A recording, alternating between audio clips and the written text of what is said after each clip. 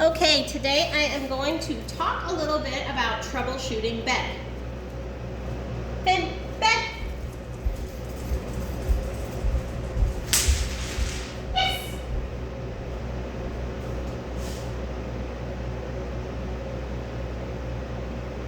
So I've been working on getting him magnetized to the dog bed and making him know that that is the funnest place to be. I've worked on increasing distance. You have to walk away. I've worked about increasing distraction. Yes.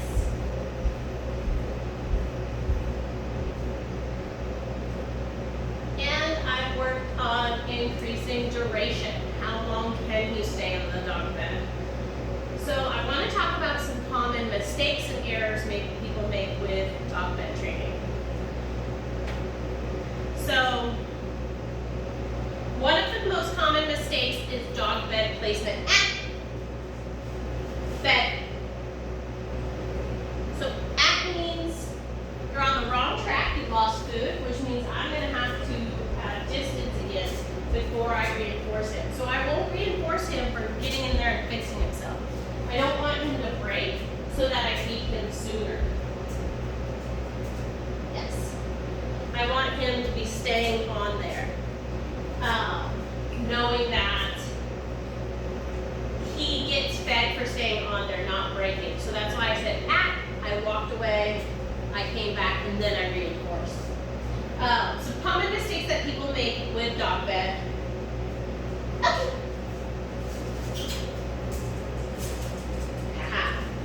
So you'll notice I picked it up when I told him okay. I want to create the first 2 to 3 weeks he is on dog bed. I want to create sticky feet, or what I call magnetizing them to the dog bed. That's where if you break, I take the dog bed away from you. The dog bed is a party mat. If they get there before you can pick it up, you reinforce it. Leaving it down all the time makes it not as valuable as a place. This way, when somebody pulls up, I can just grab it off the top of the kennel, say bed. Yes. And come reinforce. That was a big treat for a little dog. Come reinforce the dog.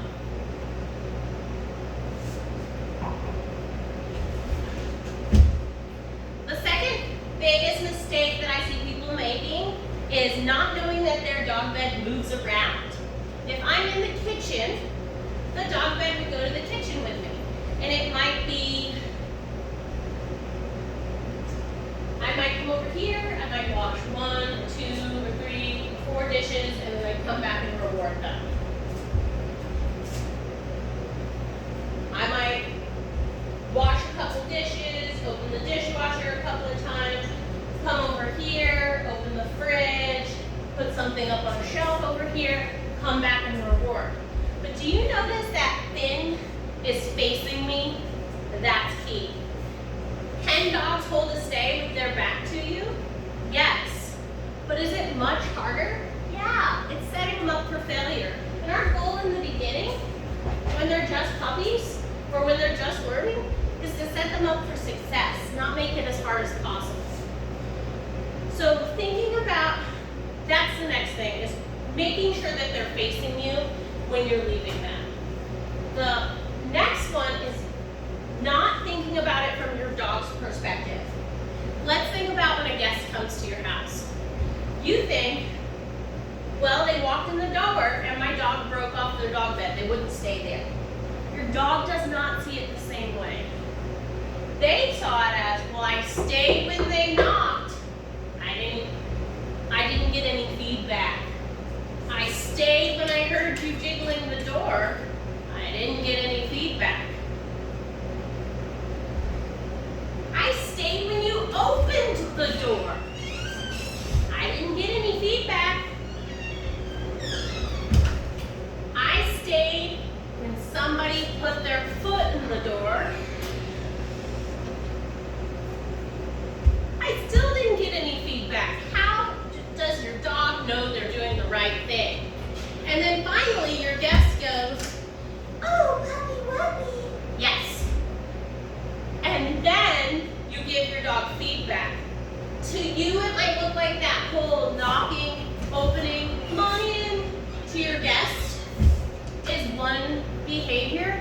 But for your dog, it's all separate behaviors, so you have to practice them separate. When you come home from puppy class or when Finn comes home to your house, you've got to practice the knock, door jiggle, the cracking of the door. And believe it or not, I didn't even start like that. I started in smaller pieces. So I started with, I have some really big treats in here that are just simply too big for him, if you wonder why I'm digging around. I started with that sound, then that sound, then that, then that. Then I got to this. And I didn't even do that with a knock on the door in the beginning. I did knock, knock, knock, knock, knock. And I didn't jump to until I knew my dog could handle this, right? If you're trying to teach somebody self-defense, their first introduction to, let's say, a punch, it's not gonna be in the middle of a fight. Otherwise, they're not gonna learn. Their adrenaline's gonna be up. They're not gonna be thinking through it. They're not gonna remember their mistakes. It's going to be in a training room where you mock that scenario as many times as possible. So, first week home, part of your homework is having meals delivered to your house versus going out. Because you know exactly when your Uber driver or your Uber Eats driver is gonna be there. So you can get your dog on your dog bed, you can do your practice knocks, you can say, oh, thanks for my food, a dozen times while they're driving your food to you, and by the time they're ready to pass that pizza through the door, you've got complete behavior. Do it for a whole week and your dog is going to be ready for whatever guests come through the front door because you've practiced and rehearsed that. Okay. Good boy. Steal the dog bed. So, we really have to prep our dog and practice those real life scenarios. The next thing that people really struggle with is distance. How far can I send my dog to the dog bed? Finn can go really far to the dog bed, and he's super, super duper adorable about it, of course. But I'm gonna kind of work through the steps, just in case you ever notice, he's not going to the dog bed, I have to walk over there and point. That'll oftentimes happen if it becomes associated with something negative, or if we didn't do our homework and prep the distance correctly.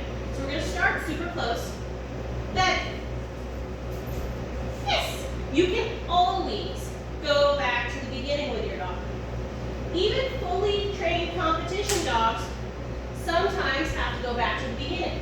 When I'm working on distance work, I don't send them, break them, send them, break them. I reinforce at least 5 times before I break. I don't want them to anticipate breaking that command.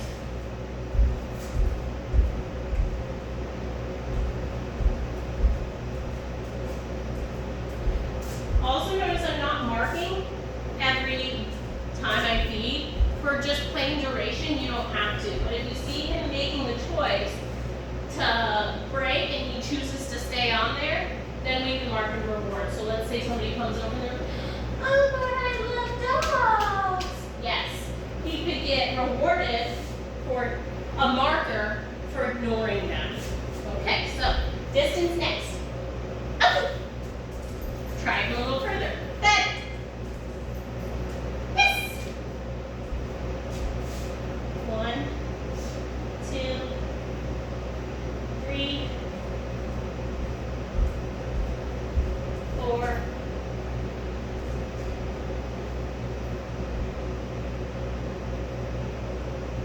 5. Okay. Now you can try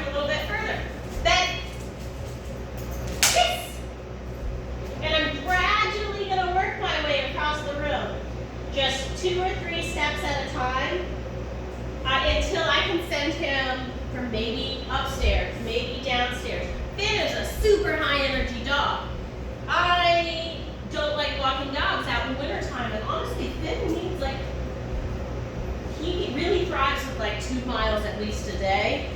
So you might put the dog bed at the top of the stairs and send him to the bed from the bottom of the stairs 5 or 6 times in the afternoon when he needs to burn a little energy. And then after you burn a little energy, maybe he gets his calm while you do your evening emails.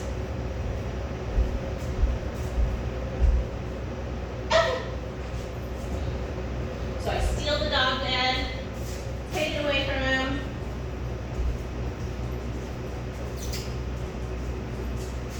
I'm going to take his leash off for this next one. So I did bring out a Kong so I could show you what that is because I keep referencing it. Oh, freebie. So it's dog food plus peanut butter plus lots of dog food. And it is stuffed and frozen in the freezer, and then he gets that. He's going to use a lot of training treats when he is home. You can see he really likes it. So make sure you're taking that into account with his calories. So I would definitely recommend using that instead of a bowl, because if he's getting a quarter cup of treats out of your bait bag, it's really easy to overfeed him. And when you put it in a bowl, you're gonna be like, I don't feel like he's getting anything. But if it's got, maybe banana, he doesn't like banana, but maybe pumpkin or a little bit of water mixed with chicken broth and then frozen, that's gonna take him 30, 45 minutes to eat. And that's gonna feel like he's gonna be a lot more full just because it takes longer versus eating his food super quick. All right. So Finn's like, let's get to work here, lady. Finn likes to work, doesn't he? Yeah. Finn, come. Yes. Finn, heel. Yes.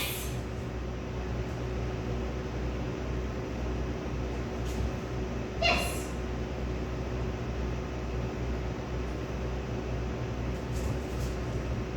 Leave it. Yes. Fin, down. Good, stay. So this one was a really hard one for it. I would say stay. Every dog has their strengths and weaknesses. I would say stay is Finn's weakness. Fin, back, down, stay. Yes. So, and I'm going to show you what his biggest weakness is. It's when you're going out of sight. Stay.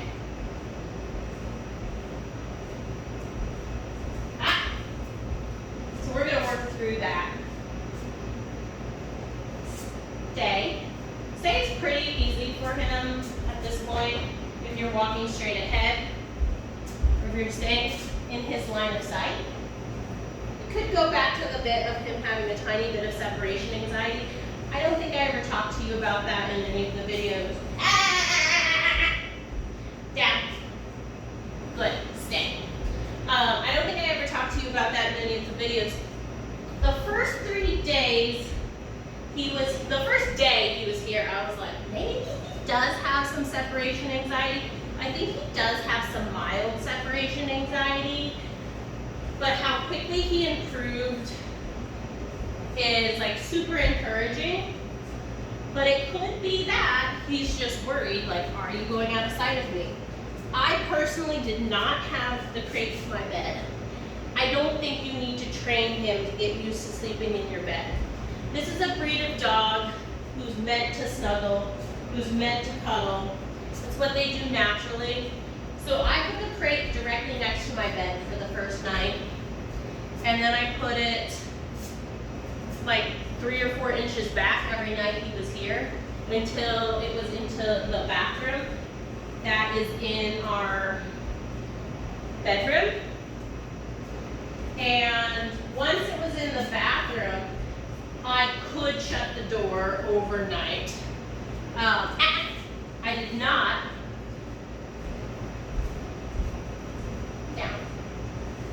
He's much better at night, initially, than he was, than he was during the day. I did feed him at that app because it was still his best around.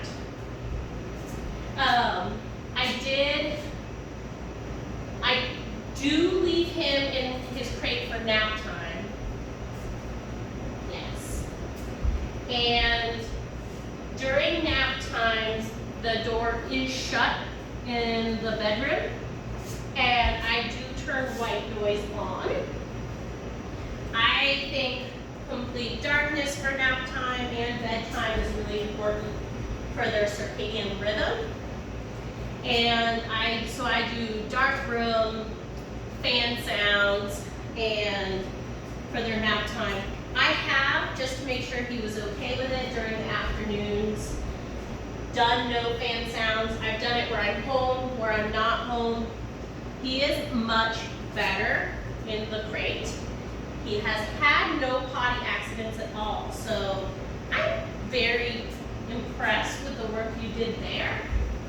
Because a lot of little dogs are harder to house train, so you must have been, super dedicated to make that happen. So you'll notice I'm not marking every feed if it's just duration, but when I push things harder, that's when I go back and mark.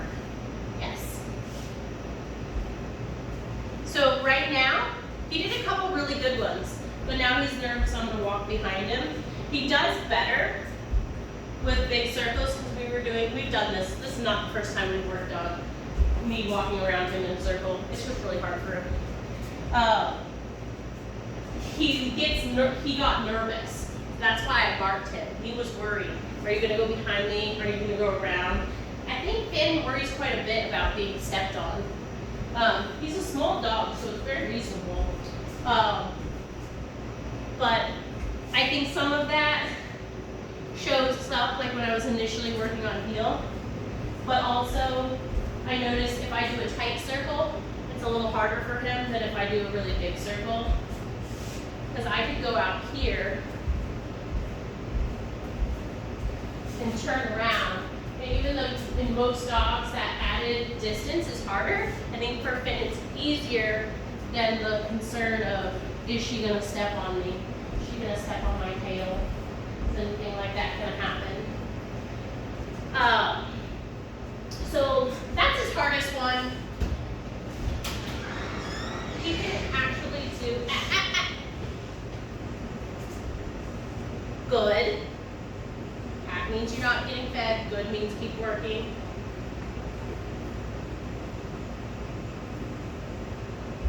Yes. Distance stays out of sight much easier. Stay.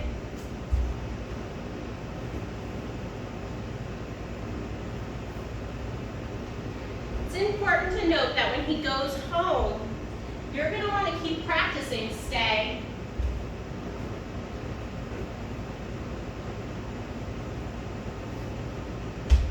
Making things more and more challenging.